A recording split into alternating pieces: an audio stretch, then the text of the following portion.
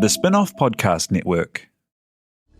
This is Kiwi is back for a brand new season with more inspiring kōrero from special guests including rugby player, father and role model TJ Perenara. My family bring me joy. Rugby brings me joy too, but it's not the same joy as my family brings me. And global dancer and choreographer Kirsten Dodgen.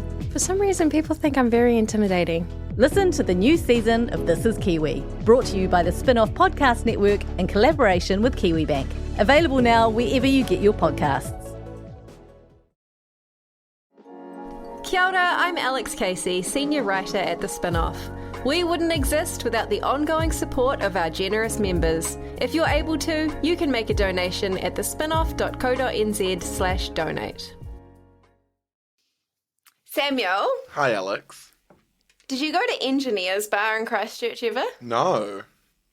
Do you know what it is? Because you're such a I didn't go to hardcore any bars. sound engineer. Didn't you?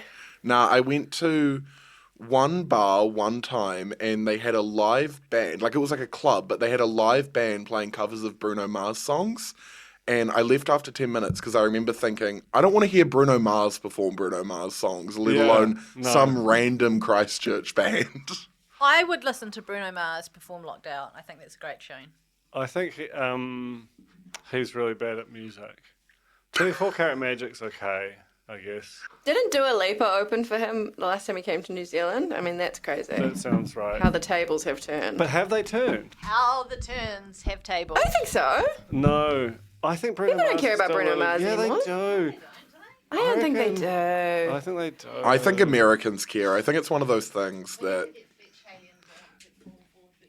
I think, okay, we should have like a, are they better than Bruno Mars kind of ranking? Like, I think Jason Derulo, for example, is a lot better than Bruno Mars. Jason Derulo. Do you know what Yeah. I think we should do? Jason Derulo's What You Say was the first song I ever paid for as a download on my iTunes. That's crazy. Wow. Savage love. Tune. Okay, this is going to be a great pod. All right, let's go.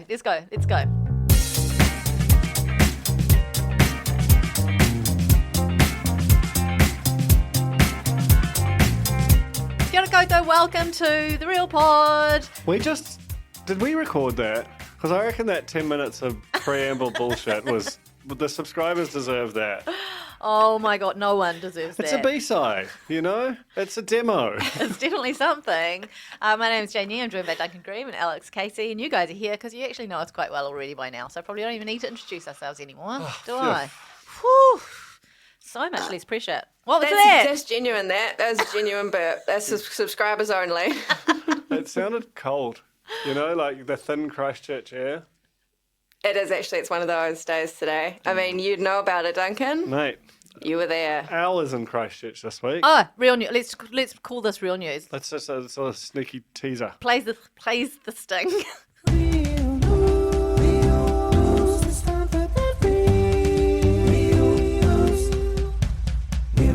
Now that we've placed the sting, tell us about Christchurch. Well, I went to Christchurch earlier this week to perform a concert with Dan Carter. Like a sort of a charity concert in aid of selling his book, The Art of Winning. We performed at the town hall. Pretty packed gig. Alex was there in the crowd with. I was in the crowd. with Riveting. Joseph. Beautiful. It was a cappella. Yeah, yeah. An intimate sort of spoken sit word down. poetry. We just sort of went back and forth in the cipher, and it was cool. It was good to see Dan, first time in a long time, but also had a long hang with Alex. We had, I would describe it as a late lunch. I would say you're right there. 2 p.m. Was Dan Carter there? No, Dan was actually almost late to his own concert. Oh, yeah, that's he just rock barely and roll. made it. It's true. His dad drove him there. No sat nav, just kind of free driving through Christchurch, which is easy to do because there's no cars and no people. Yeah, but also once you get locked into the one-way system, you can never get out. Well, anyway, Neville Carter absolutely aced it. Got them to the gig on time, and we wowed the crowd. Did they, Alex? I mean, We're talking about Dan Carter coming back to Christchurch, right? And to play the obviously town hall. with me. And Duncan Greive, and they were dressed the same. I think that's important for us to mention. Yeah, his jeans are slightly tighter than mine, and he had much better sneakers by Louis Vuitton. Wow. Ooh. But yeah, sometimes it was like hard to know who was who, Yeah, well, exactly, because we look like our faces are so identically beautiful. I have a question. Hmm. Did you smell the same? I didn't smell him, and that's one of my big regrets. Is like we had obviously a couple of bro hugs, and I didn't go. Oh, you should have, because he's of course just released DC10, which Yeah. is his fragrance. You can get it at all great shops like Chemist Warehouse. Callum Henderson wrote an amazing Extraordinary, extraordinary review. Check Vivid. that out on. In fact, we'll probably share it in the notes on the Substack. But if you want to do it the manual analog way, go to the spinoff.co.nz and search DC10. Yeah. But Beautiful links tones. But I just that smell. Yeah. That could have been. takes you If he back. doesn't wear his own fragrance, what does that tell you? No, he'd wear it. It is really. Kind of rude that you didn't. Well, I just thought it was already going to be confusing enough with us looking identical and dressing identical that if I wore his scent, his mum might have taken me to the airport instead of her own son. Yeah, okay. I see the logic there. Sorry, you've buried the lead here a little bit, which is that, Oh, you're talking about the library? Yeah, the library. We had just a really great time at the Christchurch Library, Tūranga. Beautiful, beautiful space. And Duncan got to know the beauty of Christchurch's toilet scene. Yeah, it's Which crazy. is something Tell me more. It's crazy. I'm a down huge there. booster of. Well, because, there's so many new buildings, obviously, in Christchurch. There's a lot of beautiful new toilets within all these buildings. I think, per capita, the most beautiful toilets in the country. If you're in the city and you need, a place to go. Just a bit of privacy, like a chill-out zone. They are roomy. You got nothing but space. Well, down exactly. there. This is what I mean. Because they've kind of been built in a more modern era, each toilet is completely contained with its own sink, all the amenities, and also completely closed, hermetically sealed. You don't have any of that nonsense, any underdoor, The overtop. passing notes, dropping marbles. That's not happening. That's not happening. You've got a room of one's own in Christchurch. I thought And when I was in there, Duncan got to enjoy that. I did. I was like, if I was tired, which happens to me every afternoon, I could kip in one of those toilets. Like if I just had like a pillow in my bag, there's just enough room. Yeah. They're quiet, and that library is outstanding. Like I can understand why that's your new office. Has the Christchurch City Council been made aware that you live in Christchurch now, Alex, in regards to toilets? Because I'm just thinking a very quick top line history of your sort of toileting anecdotes that have turned up on the Real Pod include breaking Anne Batley Burton's toilet, Saw her last night. having an ant situation in your toilet, Inside a toilet? Yeah. Yes. and also leaving your corn cap in Kate Shepherd's toilet. You did that what? Shepherd's toilet. Is it I did. gone? Yeah, I left the corn cap in Kate Shepherd's toilet. No, it was still there when we went back. Yeah, weirdly, Nobody wanted it. No one wanted it. That's crazy. Why wouldn't you take a cap off a toilet? I've got a new toilet dote from Okay. Christchurch to add to the plethora. So I went to a Shrek rave on Friday night. Of course you did. Normal sentence. As I do at Christchurch's Engineers Bar. This is the first time I've been out at night for, first time in Christchurch, definitely been out to any kind of bar late at night after 10 o'clock, for God's sake. But there was an amazing moment. So it was a Shrek rave. Not everyone, but there was a lot of Shrek costumes, green face paint, a lot of Shrek action happening. And I was talking to a group of, they were also all 20 years old, I will say that too. Talking to a group of people, and this girl ran over dressed as Puss in Boots and was like, "The toilet's green! Someone painted their ass green!" That's strong material. As an investigative journalist, I had to go and inspect this myself. And while I was in there, I was like, yep, that toilet seat is green. But then I was also like, I kind of need to go. And the toilet, obviously, didn't have a lock on it, just being, kind of a grungy Shrek rave. So I found myself sort of perching because I didn't want my buttocks to touch the green and then have kind of a transfer situation. So I was like, that to Joe when you got home. Chronic case of I had green another bum. issue. I was already on the hook for another affair, but I'll get to that later. Like kind of squatting, hovering over the toilet while holding my hand, keeping the door shut, while just like a Smash Mouth mega mix played, and I was just like, what the fuck am I doing? You know, like Real normal one of those job. moments. And then I got hit on by a 19-year-old. Great. Great. It's just a great time. And Congratulations.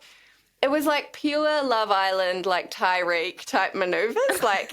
Because I was on the job, I was on assignment, so if someone beckons me over, I'm gonna go, you know, like, Oh, you must. I'm there, I'm Louis Theroux, you know, I'm Louis Theroux. So I went over and I was like, I'm Louis Theroux, it doesn't matter what he says.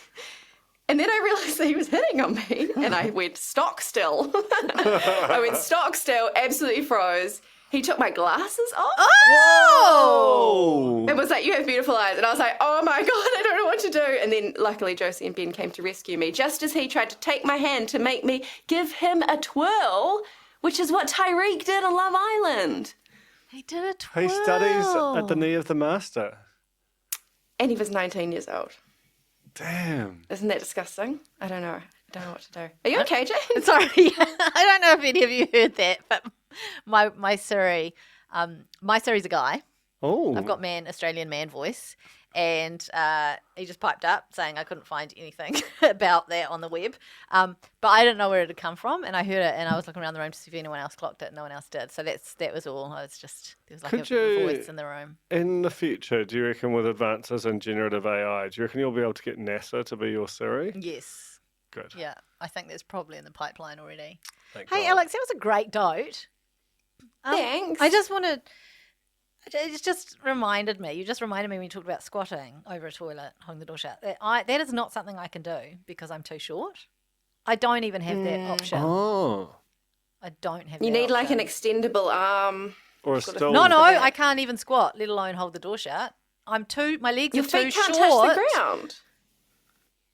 Could you squat I on the can't toilet? get the right angle. I could stand on the toilet. That's pretty Yeah. rank, isn't it? Well, And I don't know if I could trust my angles. I don't know. No, I can't squat over a toilet. Squatty potty. You got one of those? I got a squatty potty. what about that squatty one potty. that raises your feet so that didn't Pete... Yeah, that's what we're talking about. Squatty Squatty potty. potty. Squatty potty. That's like the only thing that Art Green and I bonded over on the island was the lack of squatty potty in the Portaloo. Anyway, You're saying if you bring your own, you won't have that problem. yeah, that's true. I'll just take a fucking squatty potty with me everywhere. That's fine. That's great. Good solve. Anything else in the news front? Anything? Just as of recording, I am 31. As of broadcast, I will be 32. Nah. Thank you. No, you can't sing it. You don't sing it yourself. She can, and I got she nobody does. else. Yeah, so we're recording this a few days before Alex's birthday. You're hearing this just a day after Alex's birthday. It's like a time warp. Isn't technology amazing? You know, every week I'm still surprised by this. I just want to say thank you for all the presents in advance. I've been absolutely inundated, and you've all been very generous. You are welcome, Alex. Should we get on to reality that one? I have 4 weeks to decide I'm going to drop my entire full-life video. I am disgusted at how much you have copied my husband. This is fun. I don't even What a show! What a show! What a week on What a Show! Wow. You didn't get the birthday song, but you got a lovely original A composition. lot more excitement for the Traitors than my birthday. No, not true. Not true. Look, we have to talk about the Colin in the room because this is the biggest thing that could possibly have happened for us is Colin Mathura Jeffrey being not seduced, but what was it, blackmailed? Blackmailed. Yeah. So New what is it? terminology. The easiest blackmail Oh, of yeah, all time. of course. Become a traitor to the person who's most desperate to be a traitor, or be killed. I thought it was going to be you choose to be a traitor or not, you choose to be seduced or not, but if you choose not to, then you find out you're going to be murdered. You don't see those two options on the table at the same time. But no, this show continues to surprise me. And I mean, obviously this is hugely exciting. It's been amazing so far. I just wish we had had Colin in there from the beginning. I know. Because we don't have very long to go, No, you know, and he's so good. So near the end. Yeah, but he'd probably be dead by now. And Yeah, I we agree. we'd probably have given up on the show, you know? Like, I think it was for the best. Okay, anyway, let's He's start just back. born for this. He is born for Sorry. this. And that might be his undoing too, though, because he's kind of like, you feel like we know Colin obviously quite intimately, and to me, and to you both, I'm sure, we knew he would make a great traitor. He's actually, though, at his best with Brooke Hard-Smith one-on-one. Like, Oh, yeah.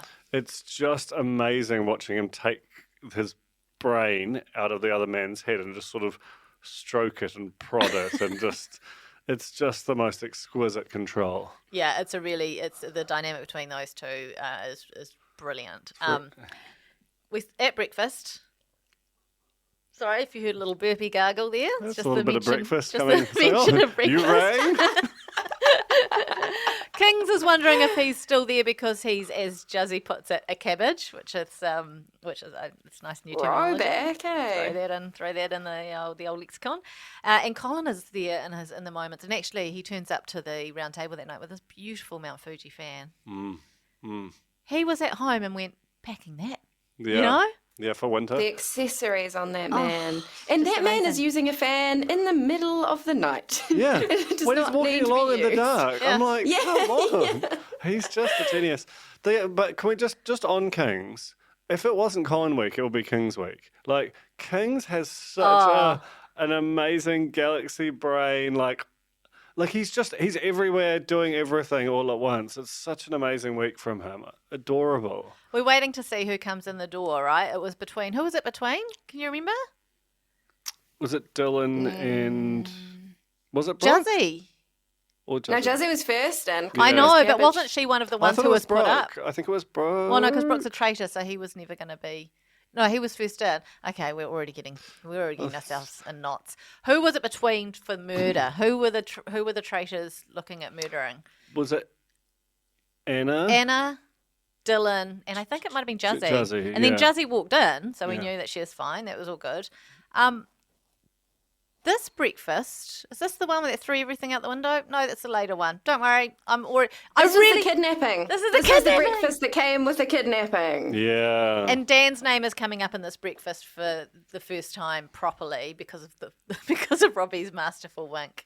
That's A right. Robbieism. I love Dan being like, I'm going to front foot it, but like way too hard. You know, just being like, do you guys remember like the weird wink? And everyone's like, no. And he's like, yeah, she just kind of like winked at me. It's so amazing. Talking I about know. the wink. Dan went to pieces worse than Matt went to pieces by the end. He just thought one wink has never destroyed a man so completely as Robbie did to Dan. What a legacy.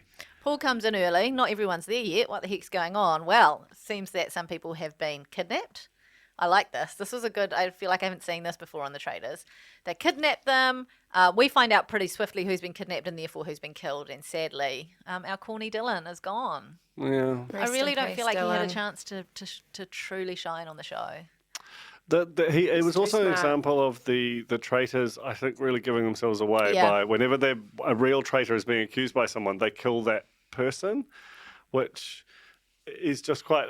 If anyone's paying attention on the show, which clearly they're not, that they might be able to infer something from that. Yeah, they feel it's whoever they're feeling like actually properly threatened by. You know, someone who's actually got a nose for something and who's quite smart and strategic. And it is saying their name Yes. with a good argument Yes, for it. exactly. Which is actually pretty rare Yeah. in this show. Yeah, it's mainly Vanda. They've just Yeah, it's always Vanda. because she's not a celebrity, and, And I she's don't also like that. she's also a lady, and she's not under 35. Yeah. So she's got to go. Anyway, so they're in a boat shed. Once again, our faithfuls are driving themselves around. This time armed with a map. They got to work out some codes. This is all. Fairly boring. It is quite well. I accept it's better than watching them like run around with sheep or something. I think that this could be good if they didn't try and film it in an hour. Like if it was like 6 hours and a bit more scavenger hunty, But it was just like, and even the way that they chained up the door, I was like, actually, if you just slid that thing open, you can slide out. There's a lot of slack in that chain. It wasn't a very realistic hostage situation, is what you're saying. Yeah, I thought they should have combined it with the next day's challenge where they'd scared to death and kind of made them feel like their lives were in danger more, instead of it's just like, well, it's basically a glorified escape. No, what's the opposite of glorified? Like a crap escape room is what it was. The absolute printouts yes. all over the wall I with know. the questions. I was like, you did this 5 minutes ago, you know? It is definitely the shonky cutout. it's the production laser printer that's sitting in the temporary accommodation, and it cut out with a pair of snips and tacked onto the wall. It was pure New Zealand television. It was very funny watching Brooke Howard-Smith. You know how he tends to sort of act like a genius with like saying something extremely simple. Like 3 times 3. Yeah, Leo has 3 letters, and 3 times 3 is 9. It's What I like, think you'll okay, find, right. what I think you'll find was it, and 3 times 3 is 9. Like it was too long. Yeah, it was the too long of a pause was gap. there. It was really strong. Brooke had that amazing line. It might have been the next episode when he's like, "We're 2 of the best Traitors players in the world," when they were in the midst of just being like the most hapless. Yeah.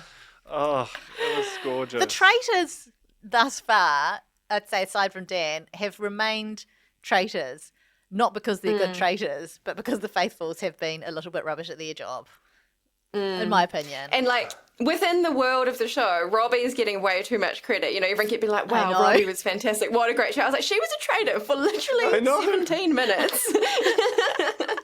And they don't seem to have like cottoned on to that. They're like, she's suddenly No. changed, but they just still didn't like click to the fact. Yeah, and it just changes everything if you realise that she'd only been brought in to be as a lamb to the slaughter.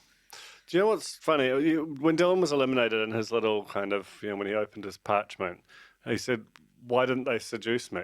It's just such a good question. Yeah. Like, when you make someone a traitor versus eliminate them, there's almost no difference to you, except that you've now got this person who like who has no suspicion on them, who's part of your crew, who can run interference. Like, but Dan and Brooke just wanted to hang out.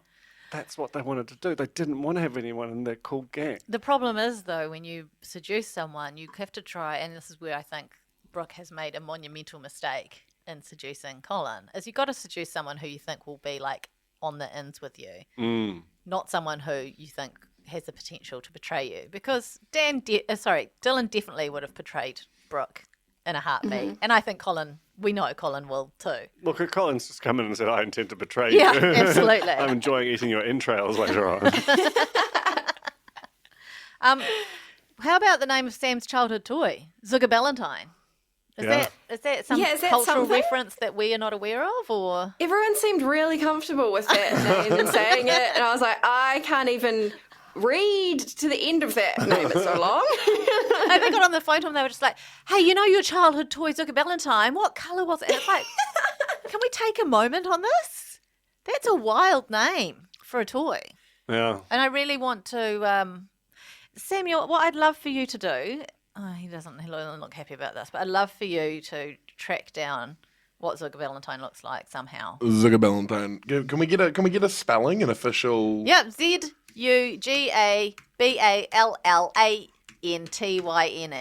Oh my God! Yeah, that is. It's wild. If you can't find anything on the internet, can you please get in touch with Sam Smith and get him to send us the photo? Thank you very much. Can do. Thanks. Right, where are we? We've all realised that Duncan's falling asleep. For a start. No. I was just like lost in thought. And Okay, a little bit. considering a micro nap. Okay. We've realised Dylan's gone home. Everyone's realised that's happened. Kings, Dan and Juzzy win the challenge, and Brooke's trying to get Vander in everyone's mouths. As a Well, Justine's always sus of Vander. She said another great Juzzyism, which is like, I tried to get to know her chick to chick. Yeah, chick to chick. Oh, I love chick to chick. I really And love if chick to Juzzy. chick doesn't work, what do you have left? That's like the last resort. Well, no, I think Chick to the chick. last resort is Anna's "I swear on my children's lives." Yeah, that's a great one, and that's actually a little nod to the UK the Is UK it? version of the show. But we'll get to that. It's so powerful. I think it should be a purity test that they administer to everyone at the start, and then you see who's really, really in it for the for the silver bars. In the preview for this episode, they showed Sam Smith saying that in the round table, saying, "You said that you swore on your children's lives," and that's like a massive thing to say. And then they cut to Brooke. Yeah, I thought it was him who said it. I was like, wow, he's really good. Because how would you feel? Like I'd struggle to do that. Oh no, but the thing is, Brooke doesn't have children, so I was like, genius! Yeah. What a genius move! But would you do it just out of interest? I think I would do it. I don't think I'd. No, I don't think I could think I could do ever. it. Because then I'd be like, because Anna obviously isn't a traitor. She's a faithful. So when she said it, she meant, she could kind of comfortably say it. But even then, I'd be like, I think it's fine if it's the truth. Yeah, if it's if circumstances change in post. But I don't believe in God. But if I'm wrong, he'll smite me. Yeah. He'll smite my children. Well, and that's worse And then because how you do feel the guilt. you feel? Oh, God. be much And quieter. then around the house, though, what wouldn't if you don't have children? What is the equivalent? Oh, okay. So what are the rest of us supposed to do? in the UK one, Wilf, who was the traitor. Sorry if you haven't watched it. Beep it? Do we beep that? Wolf alert. I mean, you know who the traitors are in the show. Oh, that's true.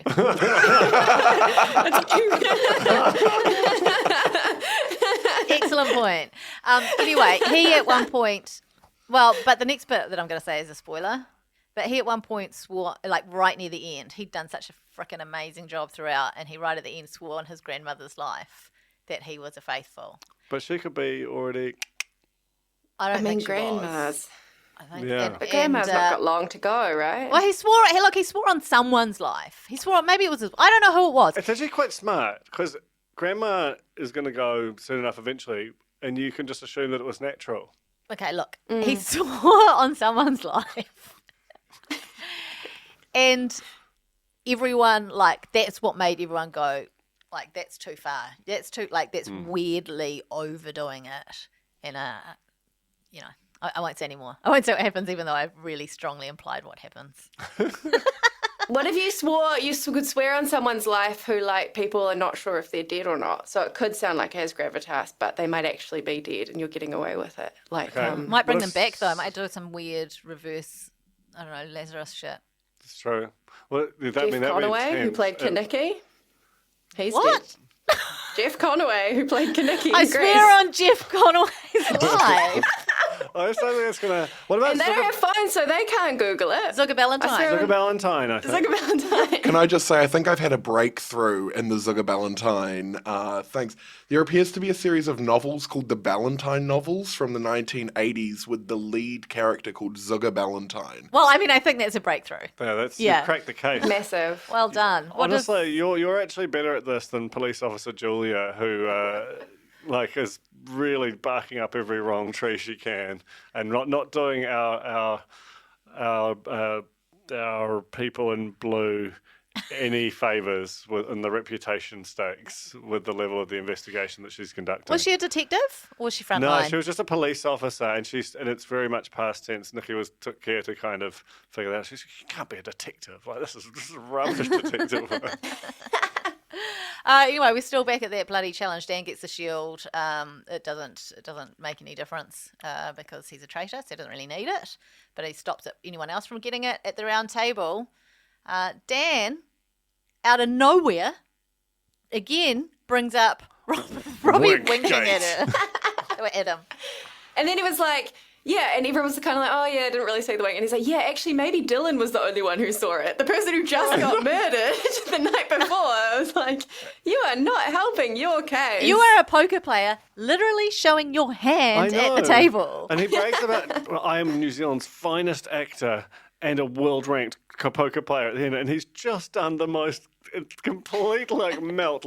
Terrible acting, terrible poker. I just would not be mentioning that at that point, having just completely pantsed it. I have a question. He said when he stood up, what you don't know about me is I'm an actor and I'm a poker player. Did they not know he was a poker player? I thought Brookhard Smith had this thing in his contract where every time he said Dan's name, which Yeah. is 3 or 4 times an hour, he had to say New Zealand's finest poker Yeah. player. Yeah, I mean, I'm not going to go back and watch to check because I'm not that good of a journalist. But something to think about. I just wanted to know. Definitely food for thought. Definitely I food mean, for thought. and Brooks, after Dan left, and Brooke way over-egged it, when Brooke voted for Dan and was like, oh no, he voted for Vander, sorry, but was like, I'm putting you on notice. Not to say you're not on notice, Dan. I was like, oh my So God. preposterous. He's over-egging it. I can't believe how little Brooke's name is coming up for anyone. Well, I think in part, let's move to the next episode, because when Kings... Dan's banished. Dan's banished. Then next breakfast, Kings is like, I'm coming for you, Brooke. And it's just like, oh my God, Kings has blown this game apart. This is brilliant. And then he goes, not because I think you're a traitor, because I think you're a faithful. And then just does this wild mental gymnastics that ends up backfiring and exploding his face. And ultimately distracting people from Brooke, who's all but been walking around with traitor written all over his forehead. My favourite bit is he's right that Brooke is a terrible faithful, that he's playing selfishly. So at best, he's a traitor and they get rid of him. At worst, he's a terrible faithful and he's kind of creating chaos and he's got to go. What strikes me as just amazing from Brooke is when Kings leans over and says, I do think you're a faithful. I've just got a strategy here. Play along.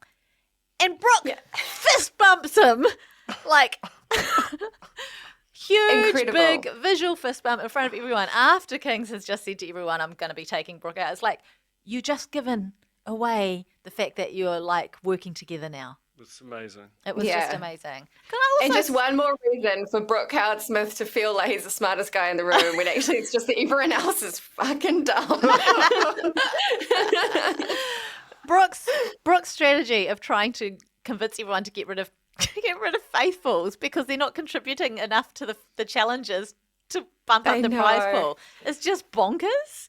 He keeps trying to do this, like, yeah, we're nearing the end. We've got to get that prize pool up, and so-and-so's not really that good in the challenges, so we should get rid of them. It's like, no, that's what a traitor would say to try and divert attention because they haven't actually also- got a good enough reason. Do they ever not actually win money? No. Like, I feel the challenges are so easy. Like, Yeah, I don't feel like it feels that like it's difficult. when you go to the challenges, it's suddenly like you're watching What Now or something, and it's just like a group of like primary school children just, larking about. This I did I know I'm a notorious challenge skipper in these kind of format shows, but I watched both of this week's and I enjoyed the In the Dark challenge. That was proper scary, and just watching Colin's face with that sort of just how much joy he was getting out of it. He just completely forgot to count, obviously, but Counted for so long. 20 minutes. He's just like, I will minutes. not leave the dark. This is great. I did not anticipate the result of this because in my mind watching it, Anna was counting really fast. She was like 1, 2, 3, 4, and I was like, that is not a Mississippi in between. Thank you very much. But they got 2 seconds away or 5 something? seconds. It was 2 seconds off. It alarmingly seemed close. like you could do it for years and never get that close. Yeah, just wild. And Colin Colin was going for the one potato. yeah, one potato. But despite his catwalk counting that Vander thought was going to see them through, he was just absolutely miles off. Just miles off. We talk about how they got tied up by Pussy Riot. I missed that. I missed that. Fill me in. The production people were wearing balaclavas, like with their mouth and eyes cut out, and tying them up in the dark. Very spooky. And wearing the boiler suits from the beer bottle challenge. Oh yeah, waste not, want not. That's really good. We haven't actually talked about Colin being blackmailed to the degree that we need to, because I just think Yeah. we need to point out that Brooke didn't seduce Colin. Colin seduced Brooke. Like, Brooke couldn't resist. Colin's not actually the best person to bring in here. No, he's incredibly dangerous. He's so ruthless. He's not going to give any leeway to Brooke, as we saw. But Brooke could not resist the magnetism of Colin Mathura-Jeffrey. And He was going to write someone else, right? And Yeah. he had someone else's name to put down. I mean, I would have liked to have seen Justine as a traitor as well, but I think this will be Brooke's undoing. Oh, absolutely. And not just in the game, in life. Yeah. Life. It's true. It's true. I don't think this is recoverable.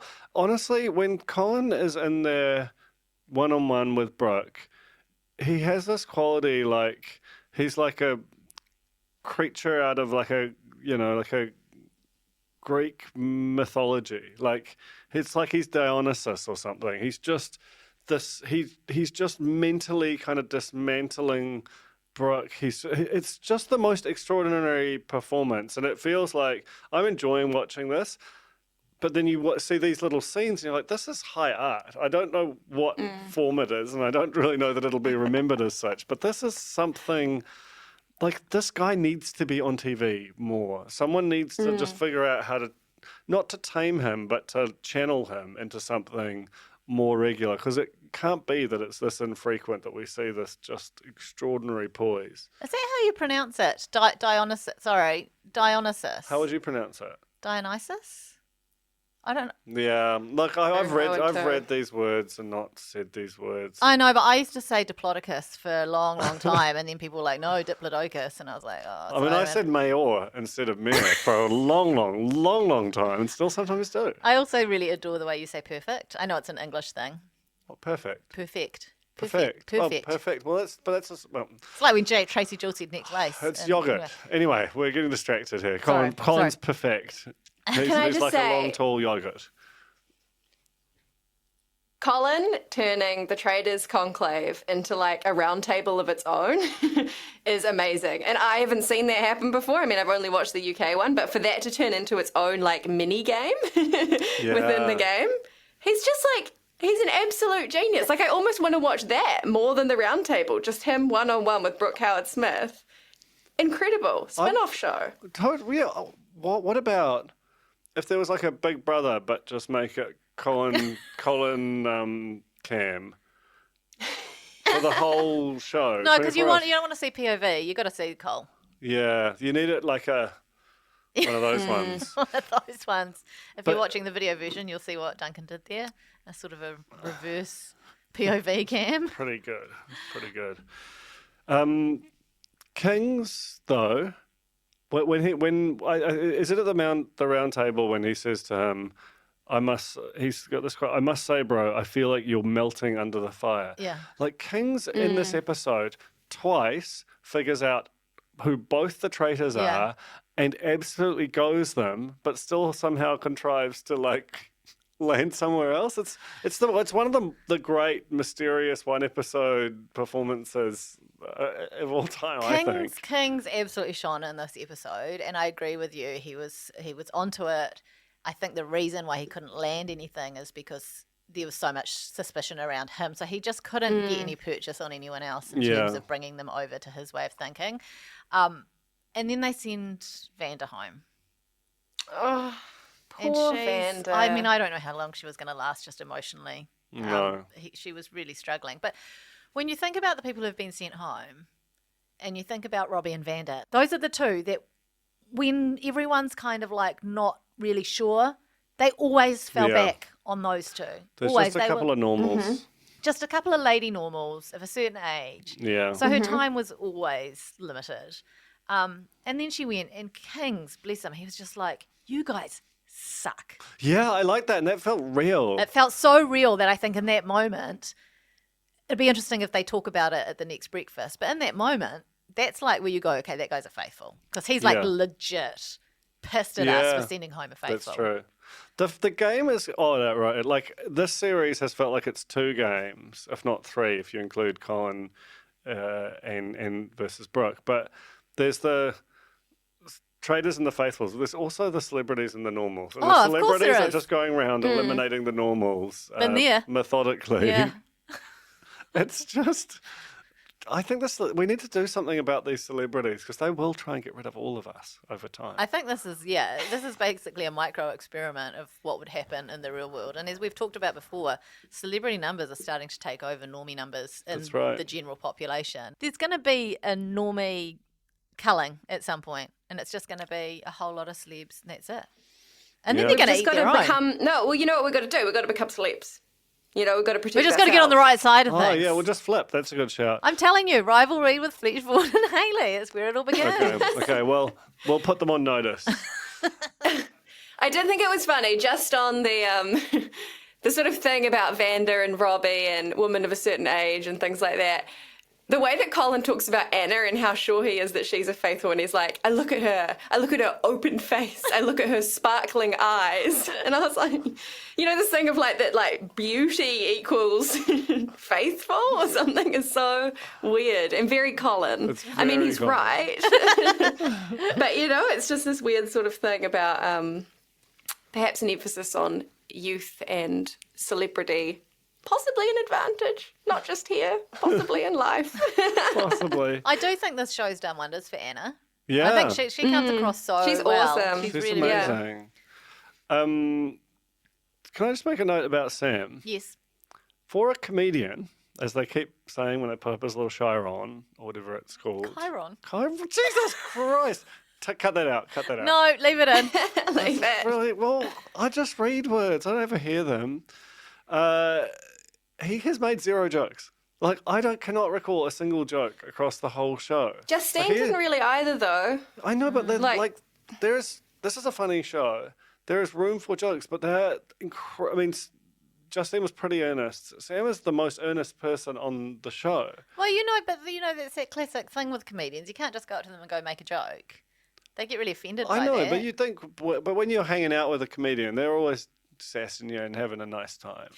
I think that is just testament to how stressful this show is. Yeah, like maybe. it strips you of everything you know about yourself. I'm not saying he's not funny. I'm just saying it's surprising to see someone not making jokes. What happened on my time on a reality television show, I noticed, was that if it didn't help the storyline, it didn't make the cut.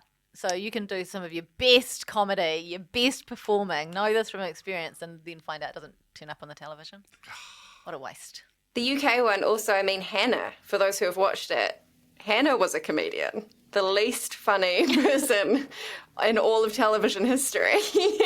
And not even particularly, like, bubbly or jubilant, like, very stressful, serious person. So I do think there is something about this game that just washes you out. Sam Smith seems like such a nice guy. I feel like nice. he should be a friend of the pod. Bring him. Oh, yeah. Sweet Zebedee. boy. What's that guy? Zugaballantyne. I should say that I adore his sort of guilelessness and how intently he's taken and how much he cares about people. I'm just surprised at the lack of jokes. Right. I think is that us? We know that that Anna has a shield, and that Anna and Julia were the only two who went into the armory, which really leaves Kings and Sam pretty vulnerable, right? Well, that's what's interesting, Yeah. right? Like, but then they say at the end, maybe we're going to try and eliminate someone who might have a shield, which seems real stupid. Yeah, it does seem really stupid. There's a bit of a gimmick. I think they want to leave. They want to keep Sam around because they want him to be in the final 4 or whatever it is. And I think they feel that Kings is on the chopping block anyway. And this might be them getting a bit cocky, that they think that Kings has been in so many people's mouths over the last few days that he's likely to get banished. So this is an opportunity to like take a punt and try and get one of the women out who went into the armory. The preview would indicate they fail in this instance. Well, no, because Anna is obviously protected, so we knew that were they to hit her or miss her, she's going to be there regardless. Right. I had that same thought. Did they not show Julia in the No, they didn't show preview? Julia at all. Okay. So that's what we're gambling on is did she survive effectively? Yeah. What happens if you get a shield bounce back? Oh, it should kill you. That's a great Does it point. kill you? What's a shield bounce back? What? Like if you shoot Well, if you the try and gun take out someone and it who's hits got the a and then it shield. goes Oh. bang. What happens then? Is it just no murders that night, or are there ramifications? It's never I been think done. you I've never seen it. should go back and kill the traitor. Well, then no one would ever try and kill a shield, would they? Or anyone who'd ever gone into the armory. Well, maybe no one's ever tried before, but as Brooke says, that he's the greatest traitor in history. So he's just willing to do maverick shit like that. Yeah. I think Brooke underestimates the power of Colin. Oh, When he says we're the greatest traitors in the world, what he means is you, Colin, are the no, greatest but traitor in the he's talking about him and Dan when he said that. No, he was talking about Colin, wasn't he? No, it was, I was talking about him and in the Dan. previous Was that right before Dan I went think- home? Yeah. Oh, okay. I think whenever he says anything like that, he's just talking about himself. That's really. true, that's true. The level of confidence on this man, he is only there, I repeat, because other people have failed, not because of his great success. That's true. He's basically setting fire to all his mates. There's amazing. I just want to close a couple of lines from Colin right at the end, where it's like when he gets, like to your point, Alex, about the game within the game that he's running. But he says this like, "Your silence to me was deafening," and then I caution you to choose your words because I'm listening to you. Like it's just Chilling. chilling. I love it. I love Colin so much. He's just cutting through the bullshit. It's so great. I can't wait for next week. God damn it, we have to wait. I love the show. I love it. All I right. love the show. Hey, thank you all for listening. Thank you for subscribing. Oh, how good are they? Again, just so good. I hope you're enjoying some of the content that's coming up, including photos of you and I in our youth, Duncan. Very cool. Very cool kids we were. And thank you, Samuel, for recording. Doing a great job. And there, buddy. everything else. Everything. It does a lot more. Thanks for our cool All the meeting. intel. Cool meeting Go and chats on. this morning. There's the sort of the George Best of the real pie. Do you know what? This guy, Sam Robinson, in a Trader house, that would be Wow. that would be something. Honestly, and we know producers listen we to know this. producers listen to this. You actually might make a rod for your own back and be a staff member down like 3 times a year Oh now. God, no, shocking. Don't need that. But yeah, he'd be an incredible talent. Would be just amazing. Okay, anyway, thanks very much for listening. We'll be back and we'll see you for Remember When on Thursday. Bye. Talofa Lover. I'm Madeline Chapman, editor at The Spinoff. If you have the means, consider supporting our high-quality journalism by becoming a Spinoff member. Sign up now at thespinoff.co.nz/donate. Kia ora e te iwi, Te Aihe Butler here, podcast manager at The Spinoff. If you enjoy listening to our podcasts, consider supporting our mahi by signing up to become a Spinoff member at thespinoff.co.nz/donate. The Spinoff Podcast Network.